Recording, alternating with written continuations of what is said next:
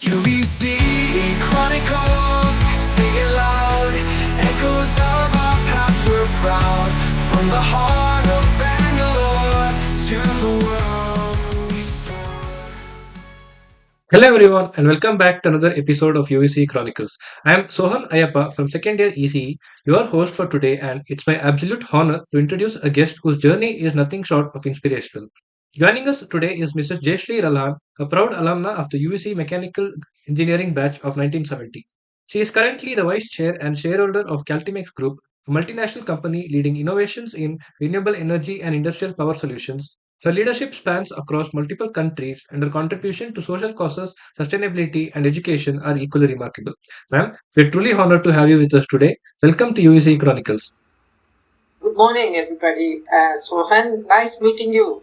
And I believe ECE means, is it electronic communication? Yes, ma'am. Yeah, okay, good. We didn't have so many options when we were there in 1970. I mean, 65 to 70, we had only three lines, that is civil, electrical, and mechanical. So we were given only three choices. But we were glad that we were there and we picked one, and then we could do, do professionally well in our careers. This is what I like to say. And it's an honor to be with you all today. Yeah. Thank you, ma'am. So, starting off, would you kindly introduce yourself to our listeners and share a bit about what you're currently working on?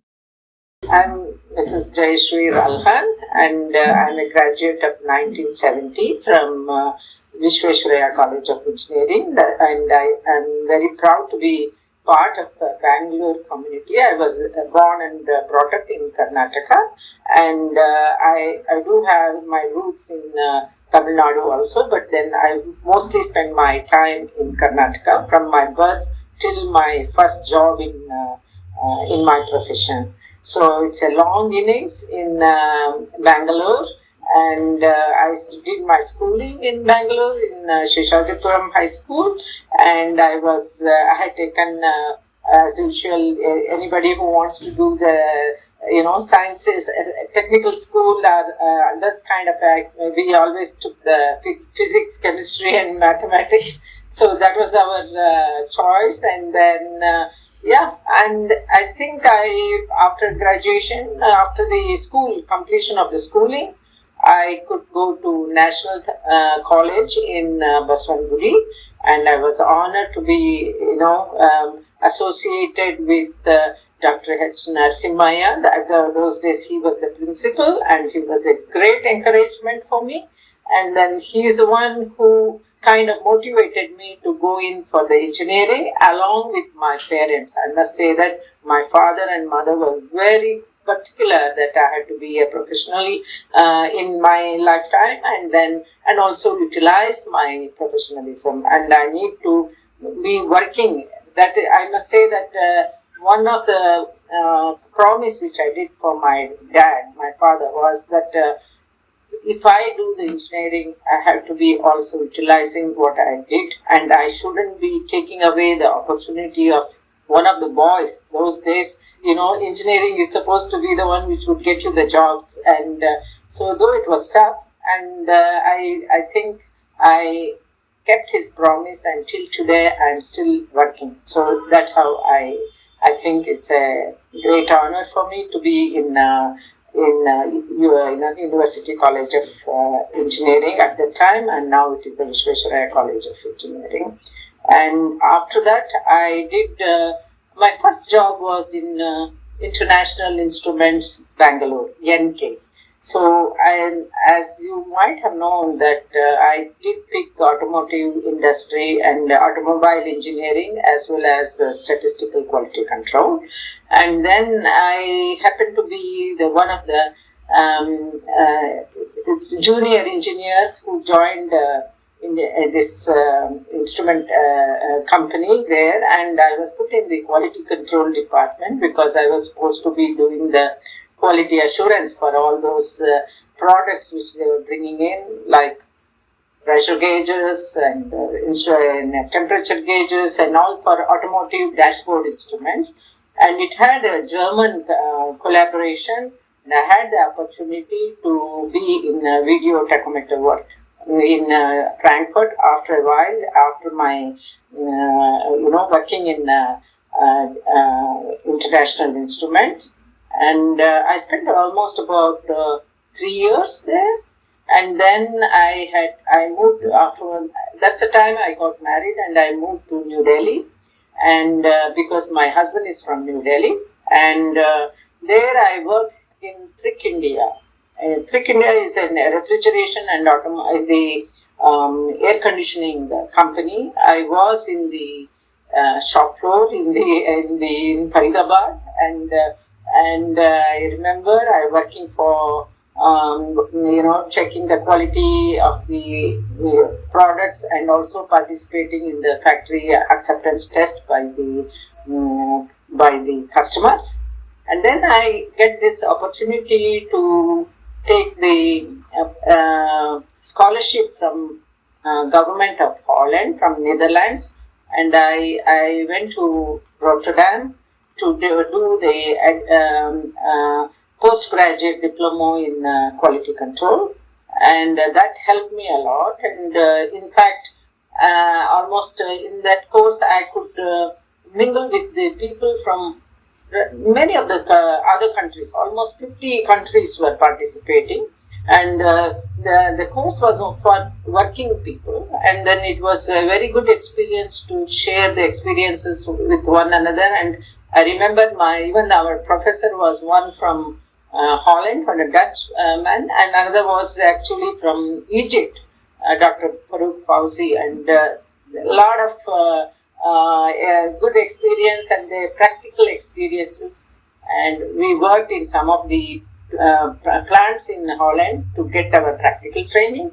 So that's how I spent there about almost a little less than a year, and then came to India back.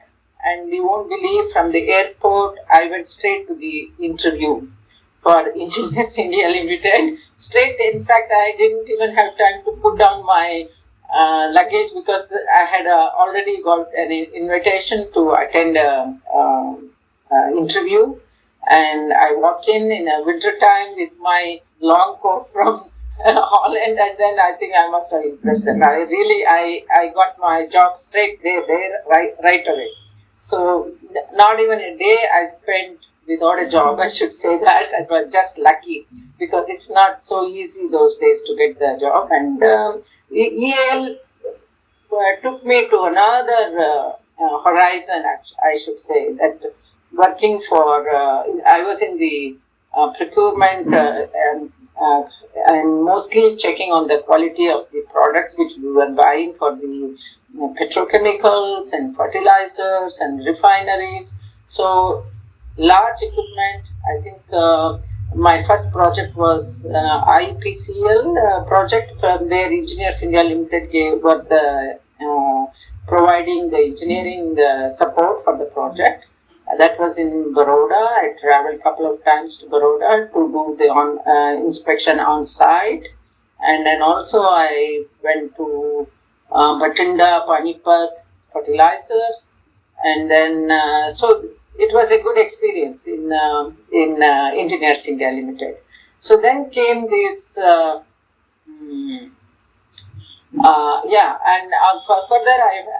I moved to National Thermal Power Corporation.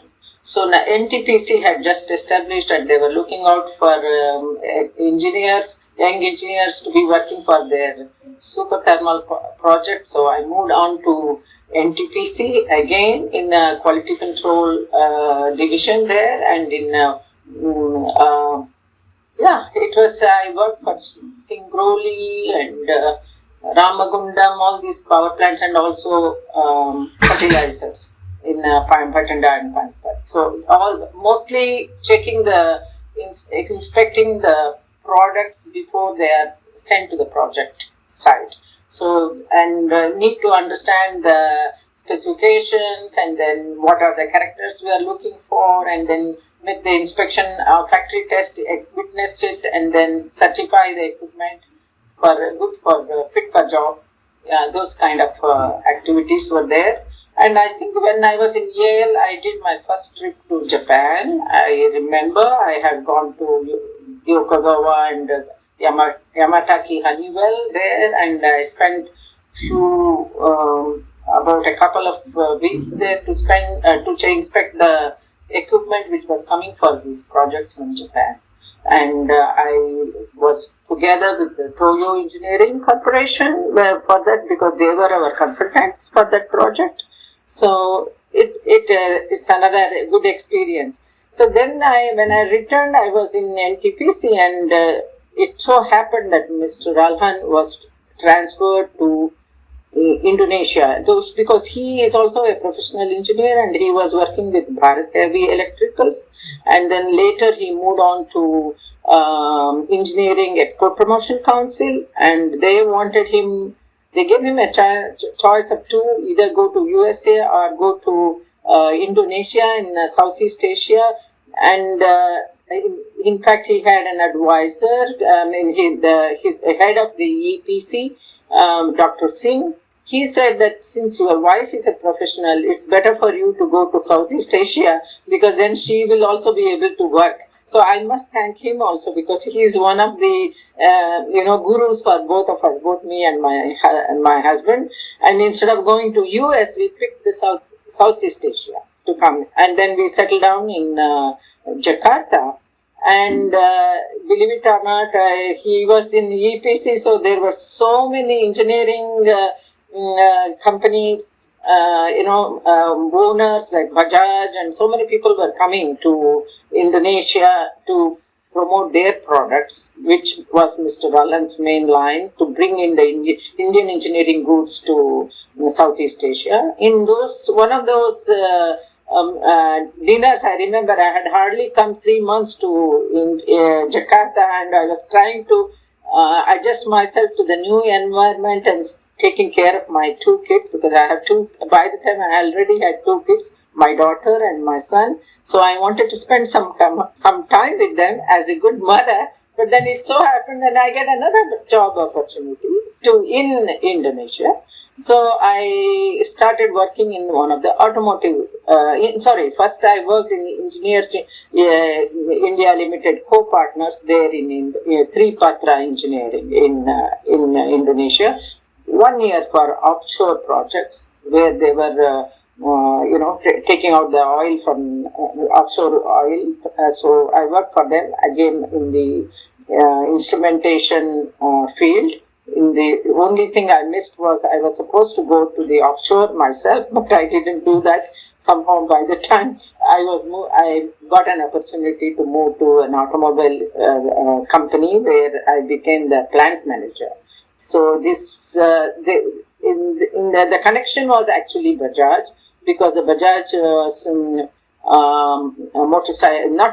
the scooters and the three-wheelers were assembled there. But however, the owner is a very large group in Indonesia, Saling Group. So there they were making also Kawasaki motorcycles. So I established the assembling line for the Kawasaki motorcycle, and then had to learn the language, and I have to get along with the people there in Indonesia to be able to communicate. So I was forced to learn the language. Sometimes even the documents memos were in Bahasa Indonesia, so I have to be able to understand that and move on. So that's how I came into automotive industry, though it was one of the subjects in the engineering. So there I started working with the Japanese, because Kawasaki is a Japanese brand. And then it so happened that the whole plant was taken over by the larger group of the Salim Group, where they were actually representing, they were assembling many brands like Suzuki, Mazda, Hino, and all these. So it is Salim Group not only had that particular assembling plant, they established several other assembling plants. One for the truck, one for the sedan, and for the passenger cars. So I moved on to there. In fact, in my long career with Salim Group, with the Indomobile Group, under which I was there, and I think I have taken care of the production plant in series in at least about 4 or 5 assembling plants. The last one being the Indonesia manufacturing, where I was the director. It so happened Indonesia went through several what you call a political and economic scenario. There was a upheaval of the government and all. So I have seen all that. So how to shut down a plant and how to restart a plant. And it is not only people, but also the machines have to be how safely you shut it down and how safely you restart a whole plant. So those kind of situations I have faced. So in short, that was my career till 2016. But however, you must know that Mr. Ralhan, after EPC and one or two other ventures, he started his own company in 1996. So I was his silent partner, but though I was working for Salim Group. So that's how my association with Cultimex Group is. So it started in 1996. So, but however, I was not giving my time to our own company. I was working for others to be a more more independent. I must say that I didn't want to bring the issues of the work to home and then home to work. There wouldn't be any gap between that. So that's how it is. The Cultimex Group started in 1996. But however, my day-to-day work in Cultimex started only in 2016 when I moved to Singapore, where we have created Singapore as the headquarters for Cultimex Group, though we are operating in 4 or 5 countries. And from Indonesia, I moved to Singapore. And in Indonesian company also, I am the commissioner. But in other companies under the group, we have other companies in Philippines and in Bangladesh. So they're all, I'm in the board of directors. So traveling a lot, moving around all these places. So that is how the life has been till today. So you want to know anything further details, I will let you know. Thank you, ma'am. Listening to your experience in so many fields and your hard work is truly fascinating. Landing in the airport and immediately going for the job interview is not at all an easy task. It is very inspiring for me and I'm sure for our viewers as well. Moving on, UVCE has been home to so many vibrant experiences. Could you share one fond memory from your college days that still makes you smile or shaped who you are today? So, apart from we were just four girls in the first year engineering. There were 3 more. All of them somehow picked electrical engineering, and I picked mechanical engineering because I think maybe I would like to see and feel the things which I would like to do. It's more the workshop and other things more kind of fascinated me more than looking at some electricity is something which you have to only imagine inside. So that was one of the reasons. Though I'm fully respecting everything because even I enjoyed our civil engineering course because I loved our expedition to do the survey and do the contour of a mountain somewhere nearby Bangalore. So I remember camping there and then going there. That was a fascinating moment in our career to go on a survey tour of that's what they said. And however, first 2-3 years we were kind of separate. Being a girl, we were just, even though we were 4, we were sticking to one another always. So the rest of them are, we were the target of many of their pranks. You come into the classroom, then you'll see your profile written on the blackboard, and all this kind of ragging and all used to take place.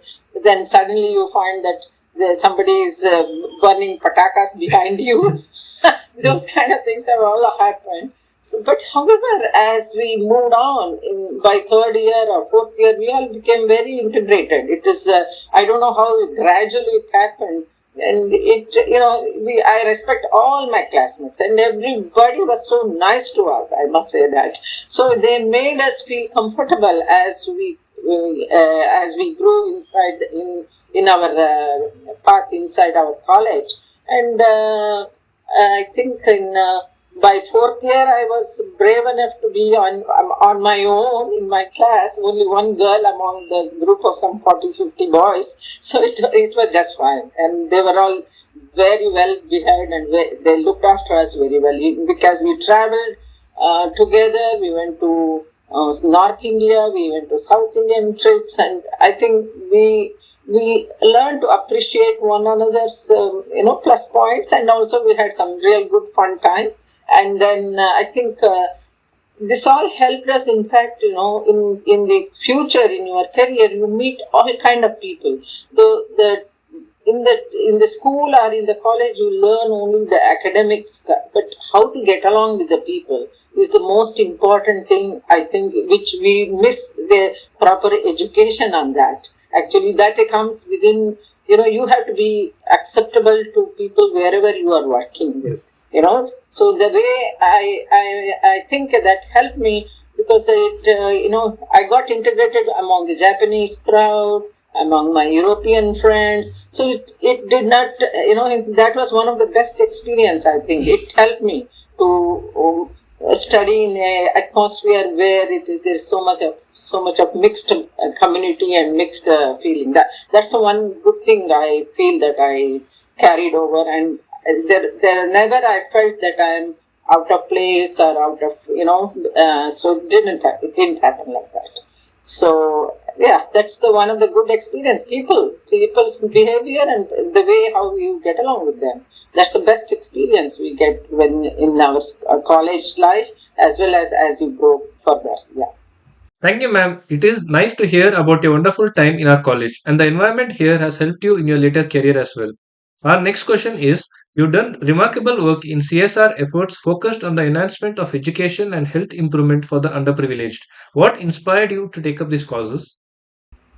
Uh, I must thank this to my Japanese colleagues in where I was working in Hino, Indonesia. We reached a milestone of 20 years, and then later 30 years also.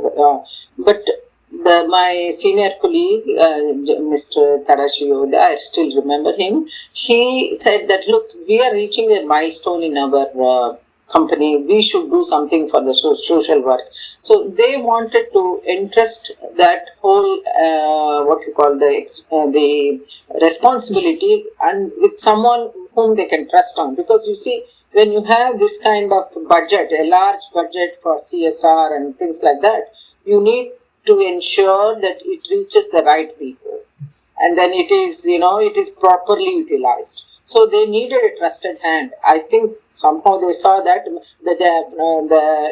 as you know, Hino Motors belong to Toyota Group. So every penny properly spent is very important. Compliance is very important.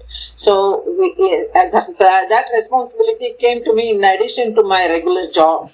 So I built a team of people inside our Hino company. So those whom I see potential, who will be able to go to the ground level and get things done, so that the work, the money spent goes to the right, place. So we would every year we do the CSR activity. We had a budget for it, and then we need to work together with the WWF for the conservation of the animal, and we worked in Sumatra forest to protect the Sumatran tigers there, and then also the elephants. And then also we did the coral rehabilitation in the underground, going under the sea, and then coral rehabilitation. I had a team of people who can do the diving and then go and do that. So it's that kind of thing. And then and also of course to those schools where the students need a support, and they may be maybe little deprived of the educational expenses, and also to get them the right kind of books and those kind of things. We did all this. So there are many projects we covered in 10 years, to Hino 20th year to Hino 30th year. Every year we did this.